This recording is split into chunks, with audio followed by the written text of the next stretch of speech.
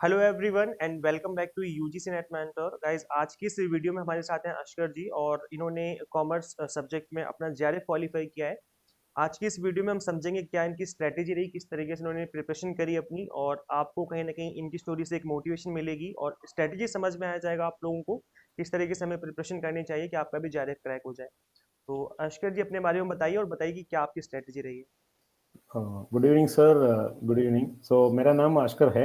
मैं एक्चुअली यहाँ Saint Aloysius college Mangalore में मेरा एमकॉम कर रहा है। मैं मेरा हम्म। फाइनल सेमेस्टर फोर्थ सेमेस्टर में पढ़ रहा हूँ अभी। और मैं केरला से हूँ। ओके। तो अभी मेरी पढ़ाई सेंट एलोयसियस मैंगलोर कर्नाटका में कर रहा है। हम्म। तो मैंने JRF for net first attempt में क्लियर किया। And okay. That's really good, congratulation. Thank you sir, thank you. तो फुल क्रेडिट आपको ही मिलता है, यूजीसी नेट मेंटर। अरे थैंक यू सर। आप डेली बेसिस पे कितने घंटे स्टडी करते थे सर? सर स्टडी का मतलब क्या है कि इफेक्टिव स्टडी का बहुत ज़रूरी है कि राइट राइट। कितना गंदा पढ़ना नहीं, हाँ कि क्या पढ़ना है। तो हाँ। क्वालिटी मैटर करता है। राइट राइट, बिल्कुल सही बात बोला आपने, इफेक्टिव स्टडी जरूरी है। आप इफेक्टिव अगर स्टडी। 5 to 6 आवर्स पढ़ रहे हो और उसमें आपका मन नहीं लग रहा पढ़ने में, आपका ध्यान कहीं और लगा हुआ है, तो ऐसे में कोई फायदा नहीं। और अगर 2 से 3 घंटे भी पढ़ रहे हो, आप अच्छे से पढ़ रहे हो, टाइम दे करके, मतलब डिवोट कर रहे हो उस टाइम, तो डेफिनेटली अच्छा कर रहे हो। देन उसके बाद आप अभी आप फोर्थ सेमेस्टर में हो, तो किस तरीके से आपने मैनेज किया? लाइक आप कॉलेज भी जाते होगे, आपने कैसे प्रिपरेशन करी सर? प्रिपरेशन करने का क्या है कि हमें एक डेली बेसिस में टारगेट होना चाहिए कि हम्म मैं ये पोर्शन कंप्लीट करेगा क्या, हम्म यानी कि ये पोर्शन कंप्लीट करेगा, ये यूनिट कंप्लीट करेगा। वो अगर हमारे दिमाग में ये टारगेट है तो हम्म हम प्लान कर सकते हैं। वो क्या है कि मैं एक दिन पेपर वन पढ़ लिया तो दूसरे दिन पेपर टू पढ़ लिया, और ऐसे ऑल्टरनेट डेज में मैं पढ़ लिया था। और संडेज में मुझे फ्री है, संडे हॉलीडे है। तो हम्म उस हफ्ते उस हफ्ते जो कुछ भी हमने पढ़ा है वो रिवाइज करेगा संडे को। हम्म। संडे को रिवाइज करते हैं। इट और मीन्स रिवीजन रिवीजन भी बहुत जरूरी है, हमें रिवाइज करना जरूरी हो जाता है ना। रिविजन बहुत जरूरी है क्योंकि सिलेबस उतना ही ज्यादा है। राइट क्योंकि सर। दस दस दस यूनिट होता है, पेपर वन और पेपर टू में मिलाकर 10-10 यूनिट। हम्म और इन 10-10 यूनिट में बहुत सारे सब डिविजन भी होते हैं। हम्म यानी कि अगर लगभग होता है कि एस्टिमेट 100 टॉपिक होता है हम्म टोटल पेपर वन और पेपर टू में। हम्म। तो revision is the key actually.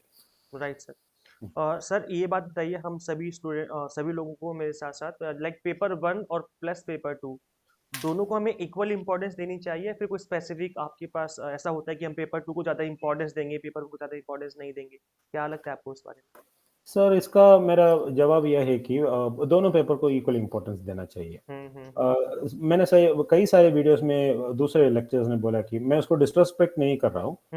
मैंने बहुत सारे सुना है कि पेपर वन पे ज़्यादा फोकस दे दो, यानी कि वो स्कोरिंग एरिया है, और पेपर टू में ज़्यादा मत दिया करो। मैं ऐसा नहीं बोलूँगा क्योंकि मेरा भी स्कोर अभी आप देख लिया तो मैंने पेपर वन में 26 क्वेश्चंस करेक्ट किया है। मेरा पेपर टू में 62 क्वेश्चंस करेक्ट था। तो इसका मतलब क्या है कि पेपर टू में मुझे ज़्यादा मार्क मिल गया पेपर वन से हिसाब से। और आप आपके जो वीडियोस होते हैं, आपने जो एक साल पहले आपने एक वीडियो डाला था, मुझे मालूम है कि sure sure topics. Sure sure topic मतलब yes, important, most important topics वो यस, लिखे हैं मोस्ट आपने। Important topics. आपने जो मैंने पहले क्या किया कि मैंने पेपर वन और पेपर टू का सिलेबस का प्रिंट आउट दे लिया। हम्म। और आपका जो वीडियो होता है, बेसिकली आपका जो वीडियो मुझे क्या बोलते हैं, लकीली मिला था यूट्यूब में। अरे। लकीली मिला कि मतलब मैंने यूट्यूब में सर्च किया कि हम्म यूजीसी नेट इम्पोर्टेंट टॉपिक्स। हम्म मुझे 3-4 वीडियो मिल गया। उसमें से ज़्यादा लाइक आपके वीडियो पे, ज़्यादा व्यूज़ एक्चुअली आपके वीडियोज़ पे थे। तो मैंने देखा कि पेपर 1 में क्या इम्पोर्टेंट टॉपिक्स है। हम्म और आपने बोला कि रीज़निंग, मैथ्स, आरसी, हम्म ऐसा कुछ फिक्स्ड टॉपिक्स होता है, स्टैटिक्स टॉपिक्स होते हैं। हम्म। अगर हम प्रैक्टिस करेगा तो हमको मार्क मिलेगा। Right sir. इसका कोई सिलेबस से लेना-देना नहीं है, जनरल टॉपिक्स है। हम्म। तो वो मैंने स्कोर किया।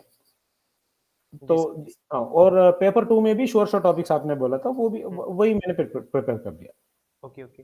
तो सर आई थिंक आपने थ्योरी कंप्लीट अच्छे से कवर करी विद कॉन्सेप्ट, देन उसके बाद आपने रिवीजन पर, जैसे कि आपने बताया कि रिवीजन हमें करनी चाहिए, रिवीजन पे फोकस किया आपने अच्छे से, देन उसके बाद आपने क्या पीवाईक्यूज की प्रैक्टिस करी थी या विदाउट पीवाईक्यूज आप एग्जाम देने गए थे? नहीं सर, पीवाईक्यू बहुत इम्पोर्टेंट होता है। Okay PYQ okay. का बहुत इम्पोर्टेंस होता है हम्म क्योंकि जब जब भी ये एनटीए ने ये एग्ज़ाम कंडक्ट करना शुरू किया था, हम्म हम्म हम्म वहीं से ये एग्ज़ाम कांसेप्चुअल बेस्ड हो गया।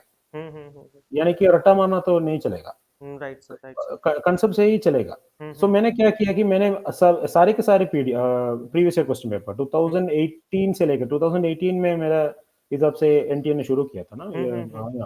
तो हम्म। 2018 से लेकर 23 लास्ट 23 तक का क्वेश्चन पेपर्स मैंने डाउनलोड किया। हम्म। और कैसे मैं पढ़ लिया था कि जब फॉर एग्जांपल पेपर 2 में हम्म। अगर एक कांसेप्ट लिया तो फाइनेंशियल मैनेजमेंट का एक कांसेप्ट अगर मुझे नहीं समझ में आया हम्म। तो मैं वो लिखता था। ओके। वो यूट्यूब में पढ़ लिया था और हाँ। वो अगेन मैं लिखता था मेरे नोट्स में। हम्म। तो क्या कि मैं 3 नोट्स रखता था। हम्म। एक पेपर 1 के लिए हम्म। और दूसरा पेपर 2 का थियरी के लिए हम्म। और दूसरा पेपर 2 का न्यूमेरिकल पार्ट्स के लिए। ओके, ओके, न्यूमेरिकल पार्ट्स को भी आपने अच्छे से प्रिपेयर किया। अच्छे से प्रिपेयर किया कि मतलब आपने जो कुछ भी बोला था, यानी कि 90 आपने 10 जो रिपीटेशन हो गया, है ना? यस और रिपिटेशन का मतलब और पेपर 2 के अंदर आपका लाइक रेशियो हो गया, स्टैंडर्ड कॉस्टिंग हो गई।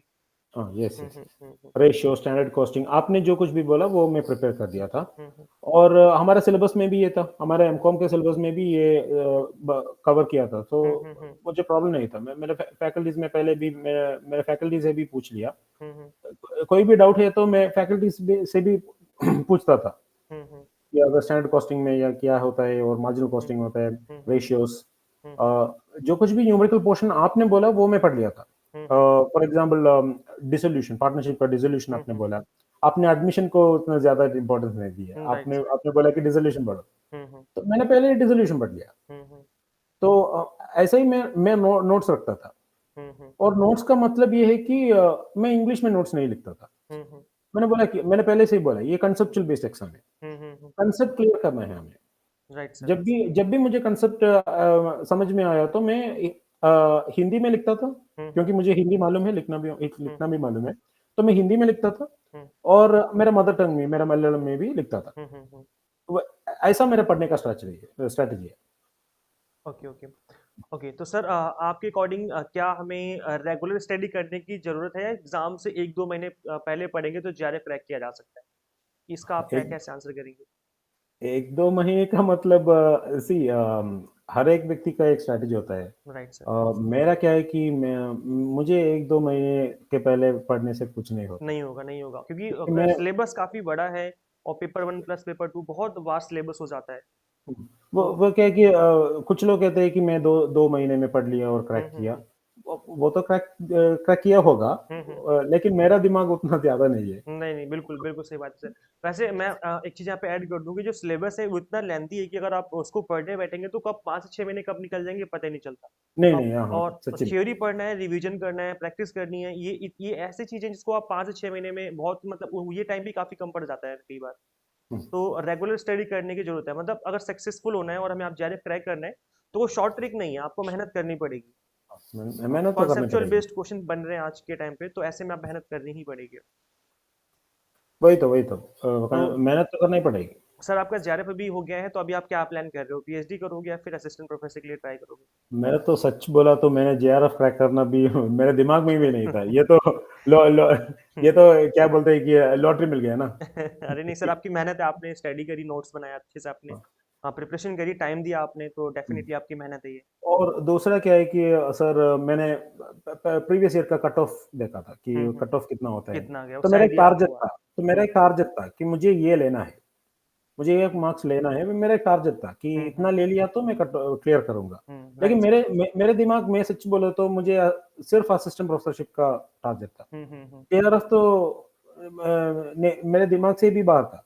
हम्म। असिस्टेंट प्रोफेसर ही है, क्योंकि वो क्या है कि मुझे कैंपस प्लेसमेंट मिल गया था डेलोइट में। अच्छा, अच्छा, अच्छा। तो थर्ड सेमेस्टर में मुझे डेलोइट में मुझे कैंपस प्लेसमेंट मिल गया था। हम्म। तो मैंने यूजीसी नेट इसलिए दिया कि मुझे मिलेगा ना असिस्टेंट प्रोफेसरशिप का एक टाइटल मिलेगा, बिल्कुल, यानी कि एक बिल्कुल। क्वालिफिकेशन मिलेगा।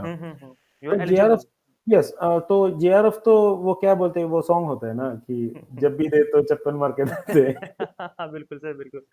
तो डेफिनेटली सर तो इसमें आपकी मेहनत भी है जो आपने अचीव किया है। हाँ। तो लास्ट में कुछ ऐड करना चाहेंगे आप एक दो लाइन? मेरा वो क्या है कि प्रैक्टिस करना, यानी कि हार्ड वर्क से ही मिलेगा। बिल्कुल और सर। हार्ड वर्क का मतलब ये है कि स्मार्ट भी होना चाहिए। हाँ, हाँ, हाँ, बिल्कुल, अ, बिल्कुल। कुछ लोग बोलेंगे कि मैंने 16 आवर्स पढ़ लिया फिर भी नहीं क्रैक हुआ, हम्म। हम्म। क्योंकि ये कॉम्पिटिटिव एग्जाम है। हम्म। तो वो क्या है कि हमें ये एक जंग की तरह इसे लड़ना है। और जंग का मतलब ये नहीं कि हमें हार्ड वर्क ही नहीं है, स्मार्ट वर्क चाहिए। स्मार्ट वर्क से ही चलेगा। बिल्कुल सर, बिल्कुल। वही तो। और नोट्स मेंटेन करना बहुत ज़रूरी है। नोट्स बिल्कुल। नोट्स नहीं है तो नहीं चलेगा। नोट से रिवीजन करने में काफ़ी हेल्प हो जाती है। यस, हैंड रिटन नोट्स है तो उतने भी ज़्यादा अच्छा है। जी, जी, बिल्कुल सर। वही तो। So thank you so much Askar ji, आपने टाइम निकाल के हमें इंटरव्यू दिया। डेफिनिटली इससे काफ़ी सारे स्टूडेंट्स को मोटिवेशन मिलेगी, काफ़ी कुछ सीखने को मिलेगा। Thank you sir, thank you. Thank you so much Askar ji. Thank you.